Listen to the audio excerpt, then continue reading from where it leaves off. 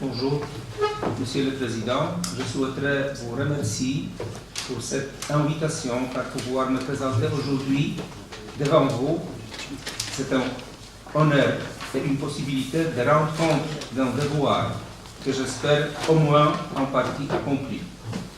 Monsieur le Président, Mesdames et Messieurs, mon expérience concernant la transplantation hépatique a vu le jour à la charnière des années 80 et 90 à l'hôpital Paul Brousse à Villejuif, sous la direction du professeur Henri Bijnut, que j'en suis sûr et certain, vous connaissez tous, et je n'ai pas besoin de vous présenter.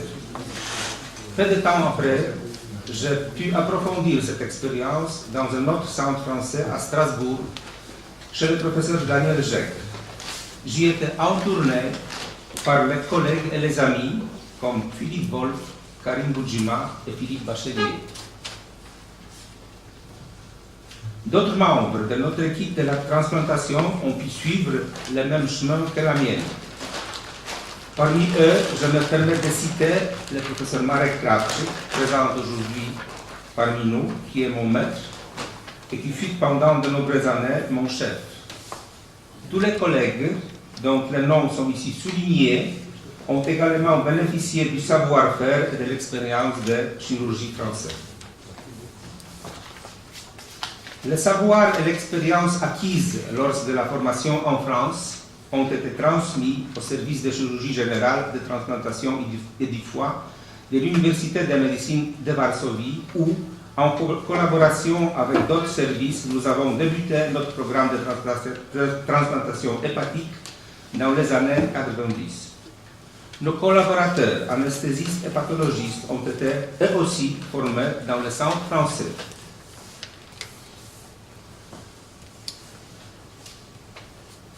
Les données recueillies et présentées par ELTR font preuve de l'évolution du nombre de transplantations hépatiques effectuées en Europe en 1968 et 2013, soit environ 120 000 interventions.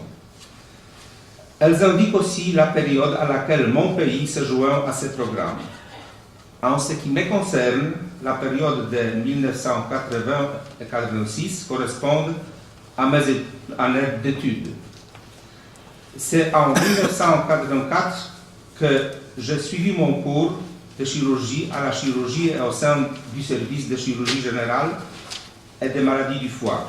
Finalement, j'y ai trouvé ma place et m'y suis attardé jusqu'à 2016. Les périodes de ma formation en France ont eu lieu en 1990 et 1991 et puis 1995 et 1996. Les données présentées par ELTR démontrent de façon très visible une différence de résultats, que ce soit de ceux de la survie des patients ou de ceux de la survie des organes greffés entre les 20 premières années de 1968 à 1988 et les 25 années suivantes, soit de 1989 à 2013. Veuillez remarquer, s'il vous plaît, au passage, une différence considérable entre le nombre de patients et des organes greffés durant ces deux périodes. L'objectif de ma présentation d'aujourd'hui est de démontrer l'évolution des résultats de transplantation hépatique exprimés par la survie à long terme des malades et des organes greffés. Ces interventions ont été réalisées dans le centre où on procède au plus grand nombre de transplantations en Pologne et qui compte parmi les centres européens les plus actifs. Le présent diapositive illustre l'activité de notre centre au cours des 25 dernières années. Depuis 2011, le centre de Varsovie compte parmi les services de transplantation hépatique le plus actif en Europe. En 2015, le nombre d'interventions y est même monté à 186. Les transplantations hépatiques que nous avons effectuées ont été divisées en 3 groupes. Dans ces groupes, nous avons comparé les données sélectionnées concernant le receveur, le donneur, ainsi que certaines données préopératoires. Ensuite, nous avons comparé les résultats de transplantation dans ces trois groupes, se traduisant par la survie de 5 ans des malades et la survie des organes greffés. Les données de notre centre concernant les receveurs ne diffèrent pas de celles des autres groupes de patients greffés dans d'autres centres européens. Notons que parmi les indications pour la transplantation dominaient la cirrhose post-inflammatoire, la cirrhose alcoolique, la cirrhose biliaire primitive et la cholangite sclérosante primitive, tandis que la tumeur maligne la plus fréquente était le pathocarcinome sur cirrhose. Parmi nos malades greffés, il y a aussi vers trentaine de ceux qui sont été greffés à cause de alvéococcus qui correspondent un tout petit peu avec le sujet principal d'aujourd'hui. Les données de base préopératoires démontrent un pourcentage acceptable de retransplantation, un niveau relativement faible de transfusion de CGR et d'IPFC, ainsi qu'un temps d'ischémie froide court. La plupart des transplantations ont été effectuées selon la méthode piggyback. Cependant, la méthode classique a dominé chez nous jusqu'au moment de l'acquise de l'expérience. Et elle est toujours utilisée dans certains cas particuliers. Comme nous pouvons le voir, lors de la période examinée, nous avons accepté de recevoir aussi bien que des donneurs relativement jeunes. À présent, la situation commence à changer. Quelles évolutions de données de base attirent-elles ici notre attention? Comme vous l'avez certainement remarqué, nous avons commencé au fil du temps à greffer des receveurs un peu plus âgés. Les transfusions préopératoires du CGR et du PFC ont pu diminuer grâce à l'expérience acquise. Nous avons aussi pu accepter progressivement les organes des donneurs plus âgés. Nous avons également observé l'évolution des résultats se traduisant par le nombre de malades ayant survécu au moins les 5 premières années. En effet, ce pourcentage a clairement augmenté entre le premier groupe et celui qui réunit les personnes greffées plus récemment. Mais ce progrès ne pourrait être expliqué par le seul acquis d'expérience des praticiens. En effet, il convient aussi de mentionner les progrès obtenus dans le domaine de la prévention et du traitement des infections, ainsi que ce qui relève du domaine de l'immunosuppression. Une certaine évolution des résultats a pu aussi être observée dans le domaine de la survie des organes greffés. Comme vous pouvez le constater ici, les résultats de retransplantation sont cependant de qualité inférieure. Néanmoins, en ce qui concerne les retransplantations en tant que telles, nous n'avons pas observé de différences fondamentales entre les trois groupes distinctés par rapport à la survie. Il n'y avait pas non plus de différences statistiques entre ces trois groupes dans le domaine de la survie de l'organe greffé lors de la survie de la retransplantation. En conclusion, je souhaiterais souligner que les résultats obtenus dans notre centre de transplantation correspondent à ceux présentés par d'autres grands centres et qu'ils s'améliorent systématiquement. Nous observons surtout l'allongement de la survie générale malgré la transplantation des organes à des receveurs de plus en plus âgés et l'acceptation des organes des donneurs de plus en plus âgés eux aussi.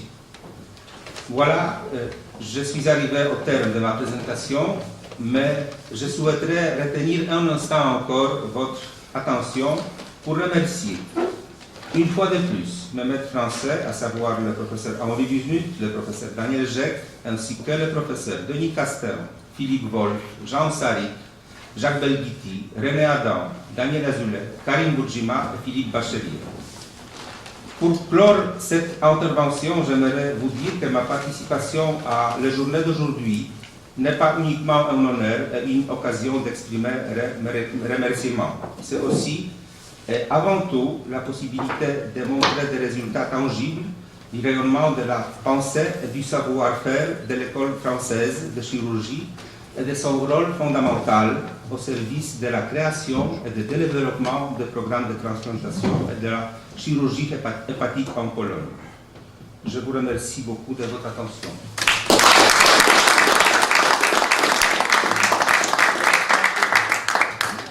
Merci beaucoup pour cette très belle présentation, très grande série de présentation hépatique. Et je propose qu'on réserve quelques minutes pour discuter cette intervention et poser des questions que vous voulez savoir sur la transplantation hépatique en Pologne et les résultats politiques.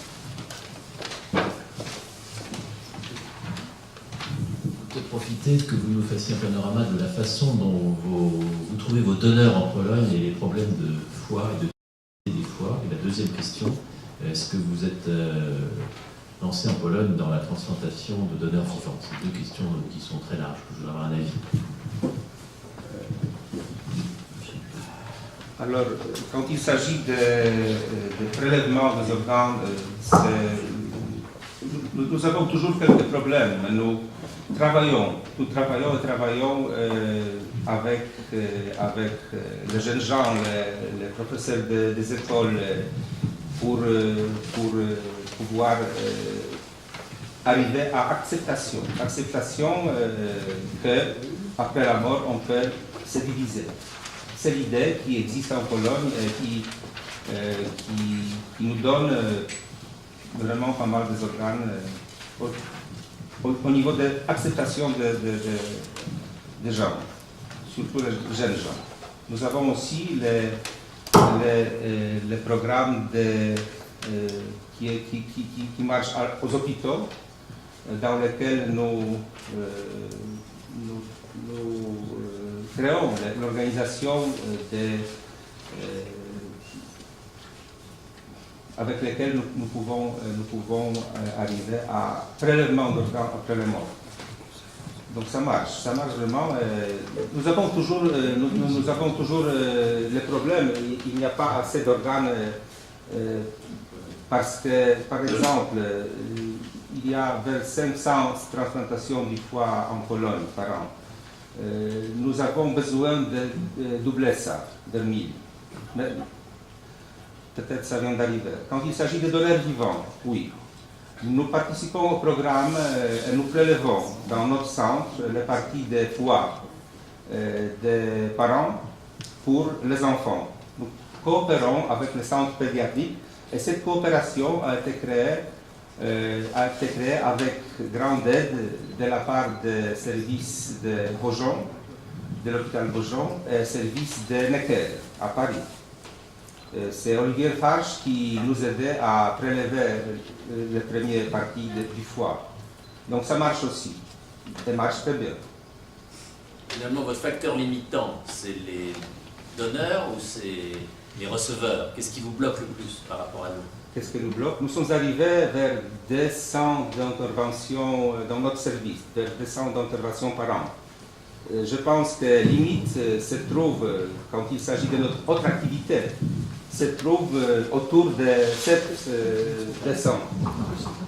C'est-à-dire que 200 plus une autre activité, c'est pas très facile pour arranger tout ça. Deuxième chose, c'est vrai que nous n'avons pas assez de donneurs, mais nous travaillons toujours. Nous avons le programme spécial, le programme d'administration, le programme de gouvernement, pour pouvoir prélever plus et plus.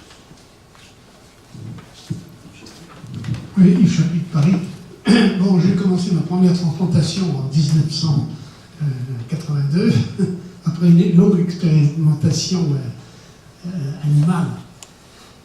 Alors, en réalité, la question que je voulais poser a été posée par mon ami Villet, c'est-à-dire, quelle est la proportion? Avez-vous des donneurs vivants? Car, comme vous le savez, en France, nous avons fait un rapport à l'Académie de médecine, et le donneur vivant pour adultes, compte tenu du volume du foie nécessaire, est maintenant, j'allais dire, interdit. Et il est possible seulement d'avoir recours à un donneur vivant lorsque le bénéficiaire est un enfant, et que, bien entendu, c'est un proche qui va être donneur d'une petite partie du foie. Alors justement, dans votre série, vous avez donné un âge moyen de 44 ans pour l'ensemble de vos transplantés, quelle est la proportion d'enfants dans votre série? Nous ne transplantons pas d'enfants dans notre service. Les enfants, ils sont transplantés dans le centre de chirurgie des enfants, aussi à Varsovie. Nous prélevons chez nous, chez les adultes, et nous envoyons les parties du foie au centre pour les enfants.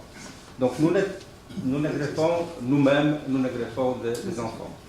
Quand il s'agit de transplantation du donneur vivant chez les adultes, nous avons greffé vers 5 cas d'urgence, seulement d'urgence, dans la relation adulte-adulte, dans notre centre, mais seulement 5 cas. Je pense que cette méthode n'est pas encore assez utilisée chez nous. On va travailler. Merci. Est-ce que vous avez d'autres questions à poser? Oui, Gérard Pascal. Gérard Pascal, 3 petites questions techniques. Quel liquide de conservation du greffon utilisez-vous? Parce que c'est vrai que ça impacte évidemment sur la survie du greffon. C'est une question. Deuxième question, quels sont vos taux de complications artérielles et biliaires? Ok. Donc, quand il s'agit de liquide, nous utilisons UW depuis le commencement jusqu'à maintenant, toujours le même liquide, sans ajoutant aucun comme antibiotique, insuline ou stéroïdes, nous n'ajoutons pas. Deuxième question, c'était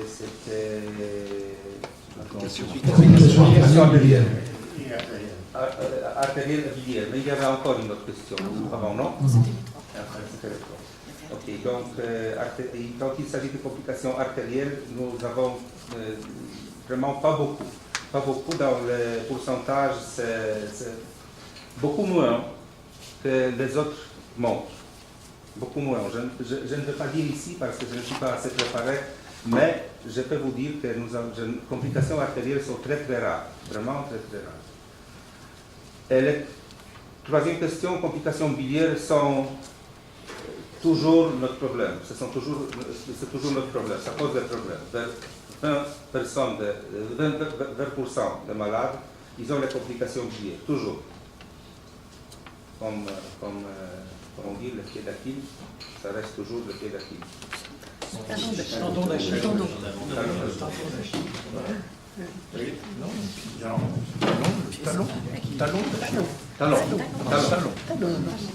Oui, Jean-Lionel Denis, est-ce que vous avez des critères? Est-ce que vous utilisez des donneurs marginaux? Donc, parce que, évidemment, le problème de la transfusion hépatique, c'est quand même la disponibilité de greffons.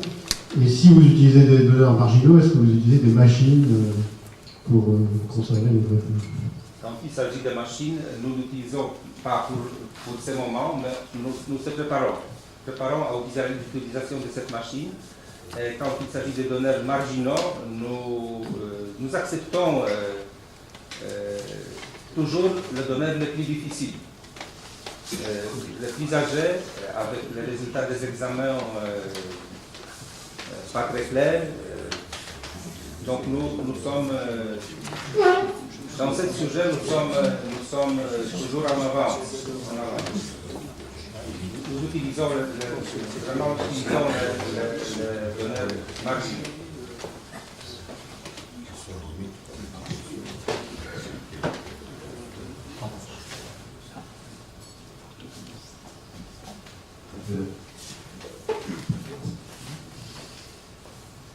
Henri Coudin, donc je suis chirurgien orthopédiste, donc loin de votre spécialité, mais tout d'abord je voudrais vous féliciter pour cette communication tout à fait extraordinaire. Et je voudrais le dire avec les quelques mots de polonais que je connais, dziękuję bardzo. Et ma question est la suivante, quel est actuellement en Pologne l'état de la réglementation ou de la législation pour les prélèvements d'organes? Parce que chez nous en France, c'est particulièrement compliqué. Est-ce que vous avez à peu près la même chose ou... Nous avons les lois qui est assez claire, qui ne laisse pas aucun doute, à mon avis maintenant. Donc la loi est correcte, permet-nous de le faire et prélever.